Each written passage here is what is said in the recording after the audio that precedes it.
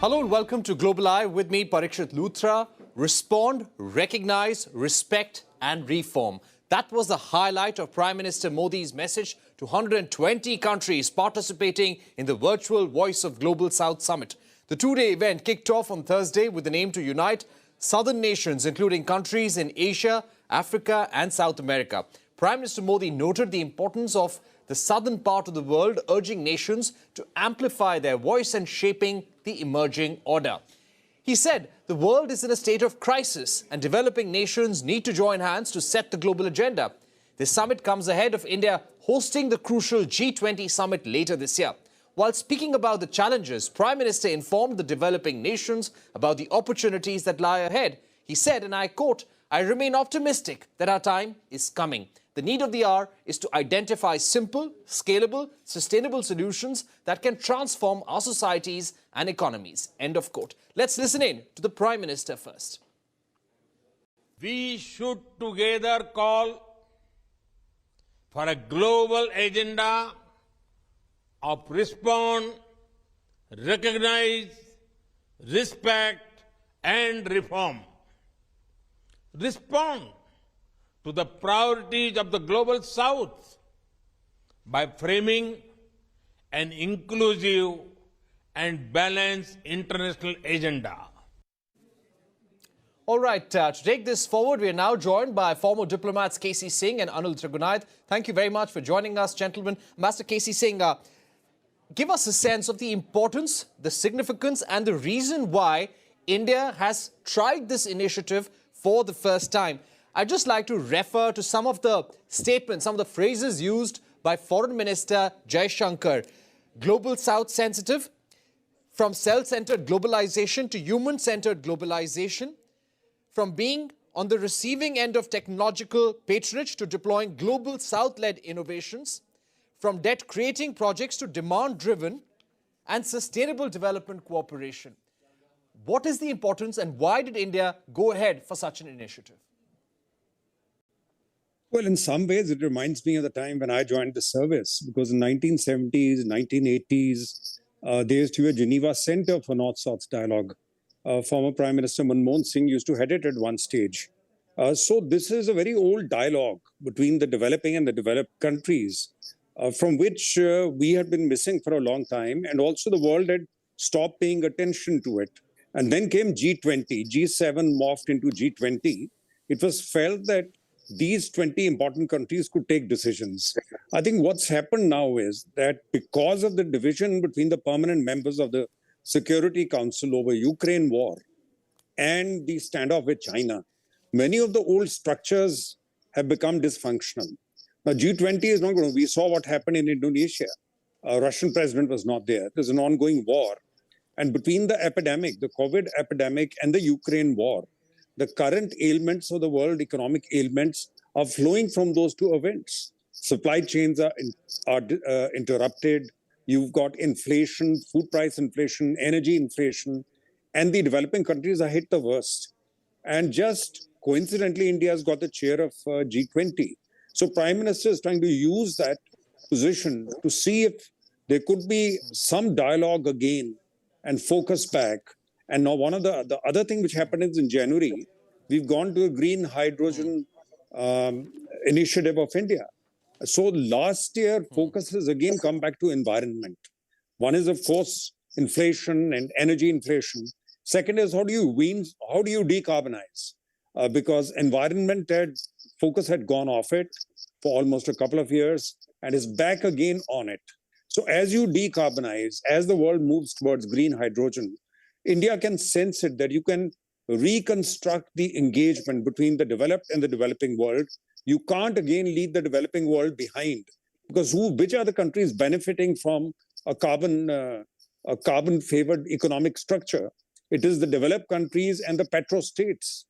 The developing countries are always at the receiving end. So can we transition to a more equitable order? I think that's what needs to be done. It's a highly ambitious call. Doubtful if you can do it in a year, which is what her presidency is. But it's always good to put the agenda on the table. Right. Ambassador Trigunayat, of course, planning for an event of this magnitude would have possibly begun a few months ago. but this is not happening in person. Seems to have been decided not too far long ago. Do you think there could be any reason for thinking about such an event and trying to do it as soon as possible? Because it was only last week when the Foreign Secretary did a press conference saying that a new initiative is being announced. Well, I think that there has been, nothing happens overnight, as simple as that. I mean, the missions would have been advised quite well in advance to find out whether the heads of the missions or heads of the governments, heads of the presidents are available or not, foreign ministers, because in every panel there is a ministerial dialogue. And therefore, this is not something that can just come out in a short time. So since India took over its G20 presidency only in December, on December 1st, so it's just about a month and a half hardly that we have passed on. And we have said that from the very beginning that India wishes to continue to be the voice of the Global South. Because this is not the first time, and as Ambassador Singh has mentioned, that we have had various meetings in the past. India has been a leader of the Global South from the time of its independence, even before that, till recently. I mean, all through, whether it is in the pandemic or otherwise. So India has always stood. But when you want to become a voice of the Global South, what happens is that you cannot presume that you know what the Global South wants. So therefore, this initiative that we must find out from those leaders exactly what is their focus so that that can be channeled into the G20 discussions. Because G20 discussions and the final outcome in the form of the declaration has to be a consensus-based document. So therefore, it is important that the key issues, everybody knows what it is, as Prime Minister Modi in his 4 hours mentioned, or the 8 priorities that have been discussed during these meetings. So they are very much there. India has been talking about it during its presidency of the presidency of the Security Council, which just ended. So I think that this has been going on for quite some time, and India is known and has shown, actually, whether it was during the pandemic or otherwise, in every which fora we talk about. So everywhere that the voice of the Global South needs to be told, focused, in a focused manner. Secondly, we need to, as Prime Minister said, that we need to escape the cycle of dependency on systems and circumstances that are not of our creation. So the decisions are taken by the Global South. If the war happens between Russia and the United States into Ukraine, then the whole world is suffering. And which countries are suffering the most? If the pandemic happens, we see the vaccine apartheid, we see the now green apartheid. So the countries that are suffering, which are the ones? It's the Global South.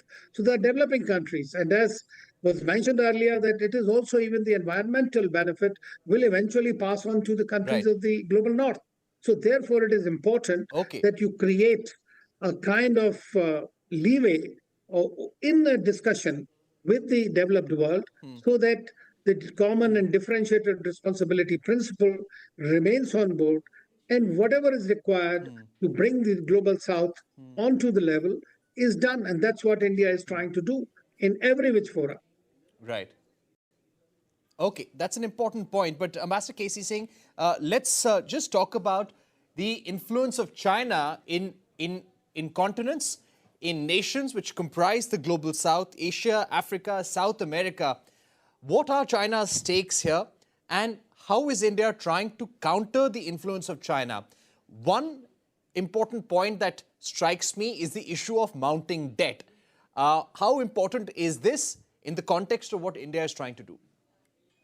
See, in that, China's both can provide a solution, but is also part of the problem. 2 other countries facing economic distress in South Asia. We've seen the economic meltdown in Sri Lanka, largely engendered by the Chinese contribution to their debt and building infrastructure, which has been non-productive. Same is the case with Pakistan, and Pakistan is just on the verge of economic collapse. And there is, of course, political collapse. So there is this issue, and that is the problem, that because of the divergence of interest between China and India, there's convergence and there's divergence on some issues, and issues of environment, global trade remaining open, etc., new conditionalities not being put, non-tariff barriers not being imposed. China and Indian interests are convergent. But then they're divergent in this. The army chief just said a day ago that we are finding more troops moved to the northeastern line of actual control across from Arunachal Pradesh. So if China is going to be doing this, that territorially in the maritime boundaries as well as on the continent is going to be asserting itself and behaving aggressively, then it hardly remains a partner. How do you? And there is, of course, the common sense understanding that the Chinese would not want India to assume global leadership. They want to contain India and leave India to a South Asian subsector. So through this G20 chairmanship, India is assuming leadership. Don't forget that Prime Minister Nehru was a very predominant leader in the early 60s, late 50s, early 60s, as much of a standing or greater acceptability than Mao had. And then came the 62 war. So Chinese have multiple factors, and one of them is keeping India constrained. Whereas India, by saying we are assuming the leadership of the global South, it's trying to, and that's why Chinese, when they got involved with G77, they never joined it. They said the group began to be called G77 plus China. They said we don't want to be in that group. That is a group of the developing countries, which became more than 77. It became 100 and something. But the Chinese have this habit of saying that we are now more under President Xi Jinping than ever. They want to be a pole. They want to be considered an equal of the United States. And in this competition, space for India to be determining the agenda and playing the arbiter is, I think, limited. Okay. 120 countries participating. How do you think, Ambassador Trigunayat, is the Ukraine-Russia war driving this strategy? One of the problems that everyone has seen over the last 1 year is food and energy prices, high volatility there, fertilizer shortage impacting the agricultural sector across developing nations. Give us a sense of how the war is driving India's strategy, and can there be some consensus on supply chains? Well, I think that these three F crises that you mentioned, which has come out essentially out of the Russia-Ukraine war, and as I mentioned earlier, has basically impacted a great deal the countries in the global South, because they are dependent on these imports, whether it is food, whether it is fuel, or fertilizer for that matter. And therefore, the politicization or weaponization of these instruments has really done a great harm to the world. And that's one thing that India has in its G20 agenda, is how to depoliticize or this globalization which is happening, how to contain that. That is something extremely important. So that these issues are basically the essentials are kept out of it. So Russia-Ukraine war, as you know, that nearly it's meet the Indonesian presidency, where India did play a role in bringing out some kind of a Bali declaration with some references. And this continues to remain a challenge because this war is not ending right now, we have seen, and it is unlikely to end so soon. So therefore, the problem for India is how it is going to contain the bad effects of the war in the first place, and can it play some kind of a role in bringing about the two sides to the table. Now, whether Russia and Ukraine agree eventually out of fatigue, out of going out of weapon systems or whatever it is, somehow, if it stops, then it makes India's case a little bit better. But if the war continues and the situation continues to be there, the other countries are all involved. We are looking at the recession in the Western countries. We are also looking at the world heading towards a Cold War 2.0 kind of situation. And therefore, I think that what India can eventually get is being a voice of the global South. Means what we did during the time of the NAM, we could perhaps, as I always say, emerge as the leader of the nations for a strategic autonomy. All right, we've run out of time, but Ambassador Trigunayat, Ambassador KC Singh, thank you very much for joining us, putting the Voice of the Global South Summit in perspective for our viewers. On that note, we will take a short break, but don't go anywhere. India and United States have ruled out a mini trade deal agreement between the two nations in the near future. A special discussion with Atul Keshap, President at US-India Business Council. Stay tuned.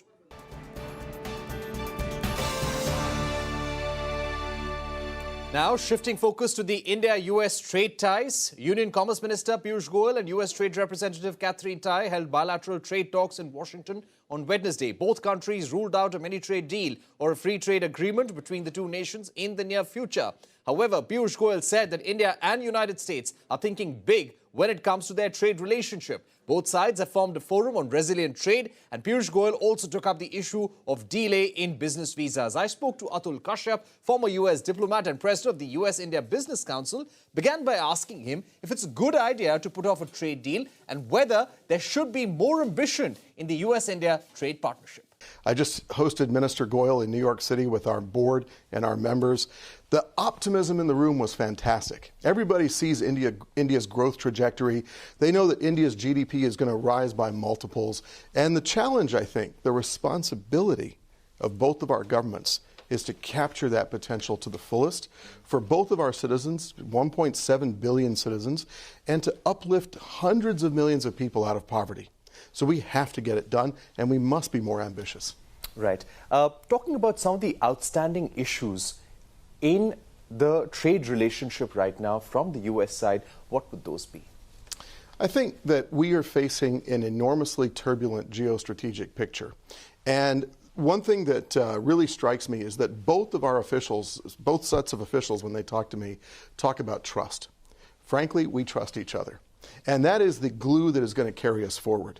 So whatever the issues are in the trade relationship, I put them within the much larger frame of the world's two greatest democracies working with each other to unleash human potential across the century, leverage what is going to be India's unbelievable rise in this century, and transform the entire world to make humanity healthier, happier, and frankly, as free as our two countries enjoy right now.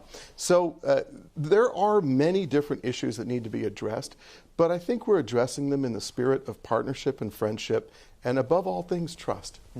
Coming back to the issue of more ambition for a trade partnership between both India and the United States, why do you think the trade deal lost momentum?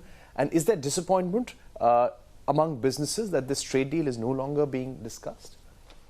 Neither in your country nor in my country is there any king who can wave his hand and we can have a trade deal. Ours are layered, complex, pluralistic, free societies. The people have to be at the point where these trade deals can go forward. They are massively complicated. They have huge implications for both your country and ours. It is my sincere hope and prayer that our countries will achieve a free trade agreement. But short of that, given the politics that we have to face every day, there are areas and dimensions of low-hanging fruit that we should take care of and address as friends in the Trade Policy Forum. Get those out of the way, maybe have a digital services agreement, maybe have MOUs on various elements of critical and emerging technology, maybe work on supply chain issues, especially as we face, the challenges post-pandemic of ensuring resilient and secure supply chains. Get that done, and over time the politics will get to the point where a free trade agreement is easily done. Right. One final question on the trade aspect before we move on. Why do you think there is some sort of lack of momentum within the United States or lack of appetite for trade deals at the moment? It's not just India, but there seems to be an overall lack of appetite for trade deals. Look, I'm overseas right now, and as a patriot, the rule, and as a diplomat, the rule is you don't talk about politics back home. But you know how it is. I mean, our politics are tough. Trade deals require a pretty heavy consensus across both parties, and it's just not the moment, right? But I do give the administration credit for having the Trade Policy Forum. India is in the Indo-Pacific Economic Framework, which is very important. India is our trusted and valued Quad partner. We do more things with India today than I could have even dreamed of 20 years ago. There was an important announcement during the visit of Commerce Minister Piyush Goyal after his meeting with the USTR Catherine Tai about setting up a forum on resilient trade. How important is this for the two countries? It's extremely important. The pandemic taught both India and the United States some very harsh lessons. And I think both of our governments have learned those lessons, and they are going to look at supply chains. They're going to look at where there are issues in terms of being able to ensure resilient and secure supply of necessary items for the happiness and well-being of our people, and they're going to address it. And they're also going to look at the trade facilitation required to make ease of commerce between our countries that much better. As Quad partners, we have a special responsibility to ourselves, to the Indo-Pacific, frankly, to the entire world. So I think it's a great initiative, and I wish them great success. The Ukraine-Russia war, it's almost completing a year now. How has that impacted the trajectory of US-India business and economic ties? I would say that it reveals something very important between us. We worked through this. When I say we, I mean the US and India. We worked through this in a respectful, constructive manner that indicates the amount of appreciation we have for each other and, frankly, the strategic convergence between our countries. There were public disagreements, in op-eds and in the media, but privately our governments worked very hard to reassure each other of our global strategic and economic imperatives. And so when you look at when Secretary Yellen came here in November, she talked about India as a friend-shoring destination. And this, my friend, goes back to the element of trust. The most important thing in a relationship. You speak about friendshoring. How would India and US, and how would the business chambers between both the countries work on realizing this goal of friendshoring? Is that a strong agenda, big agenda item for the US government? There's going to be several engagements between India and US at the highest level. Are we going to see some sort of policies in order to operationalize this thought on friendshoring? If you recall, when we last spoke, I talked about high trust ecosystems, and I talked about a free world supply chain.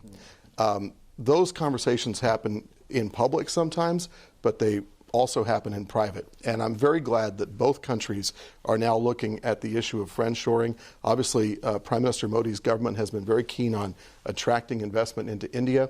And I think our companies and Indian companies are realizing the potential of diversifying their supply chains in a way that ensures that our citizens always have the things we need, even in an extreme scenario.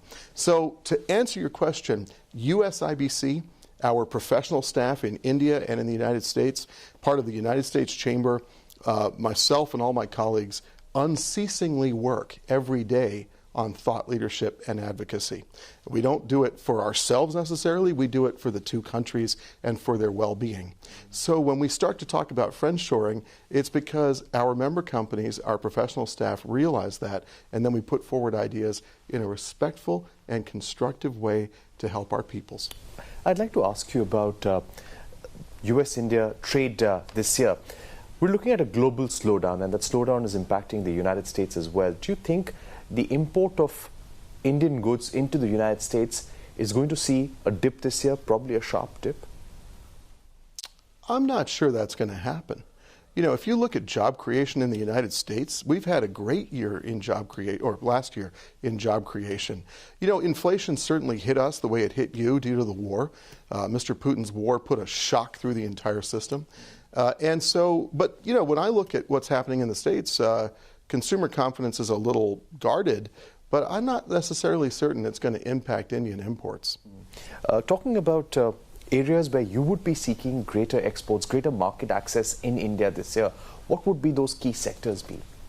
We want a level playing field. We want to be able to compete on par and bring the highest levels of ethics, managerial capability, technology, business know-how to bringing good products at good prices to the Indian people and the broadest possible selection. In a way, this is business's service to the rise of India as a healthy, happy, prosperous country. A colossus in world affairs is the potential that lies imminently in India's future.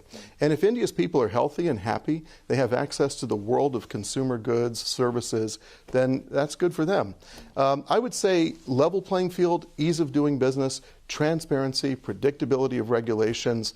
The Prime Minister himself the other day talked about clearing out some of the thicket of regulations that have a long legacy behind them that need to be removed in order for business really to boom in this country. I do think, and I share the vision, that India could be a $30 trillion economy. All right, there will be several high-level engagements between India and US in this year. That's all we have time for. Thank you for watching and goodbye.